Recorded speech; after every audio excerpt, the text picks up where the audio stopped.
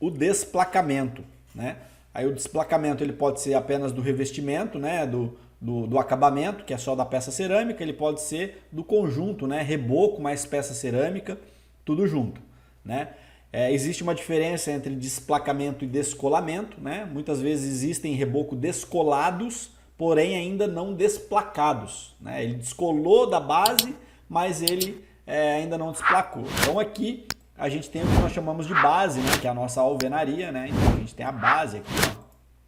Tá? E aí depois a gente tem as camadas de revestimento, reboco, pastilha e assim por diante. E por que que é muito comum a gente encontrar esses erros, né?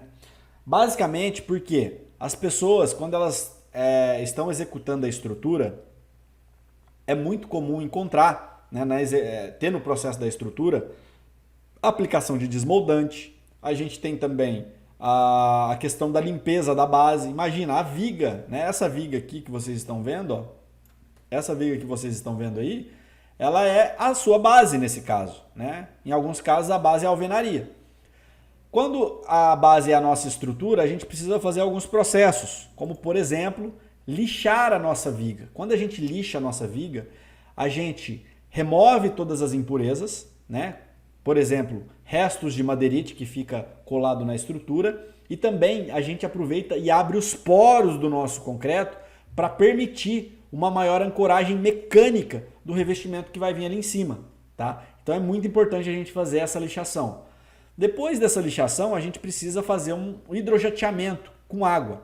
E aí a água ela vai depender, né? Se você, por exemplo, utilizou um desmoldante à base de óleo, você precisa lavar a sua fachada com água quente. Porque se você lavar com água fria, o seu desmoldante não vai sair. Né? A mesma coisa que você tiver um óleo de cozinha, você vai lavar uma panela. Se você coloca uma água quente na panela com óleo, você consegue lavar ela mais fácil, né? Com água fria fica aquela camada gordurosa ainda, né? Demora a sair. Né? E o mesmo acontece na sua estrutura da sua edificação.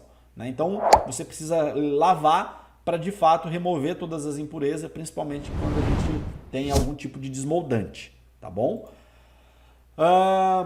E aí, um outro ponto importante, né? Falando ainda de desplacamento, a gente tem também o desplacamento que acontece em alvenaria, né? Então aqui a gente tem lá um desplacamento que ocorreu na alvenaria. Aqui a gente consegue perceber que o tijolo ele está super limpo, né?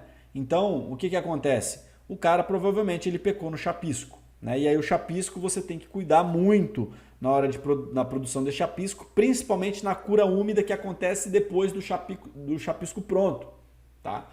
Então quando você tem dias muito ensolarados e muito vento, você precisa no mínimo curar o seu chapisco 3 vezes no dia para você ter a resistência ideal da sua base, tá?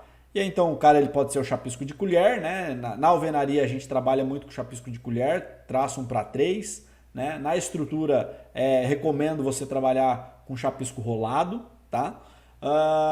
E sempre verificar, fazer o teste da espátula, né? Melhor dizendo. E mais pra frente eu acho que eu vou ter um vídeo mostrando esse teste da espátula. Chapisco curado. Não sai nem com reza braba.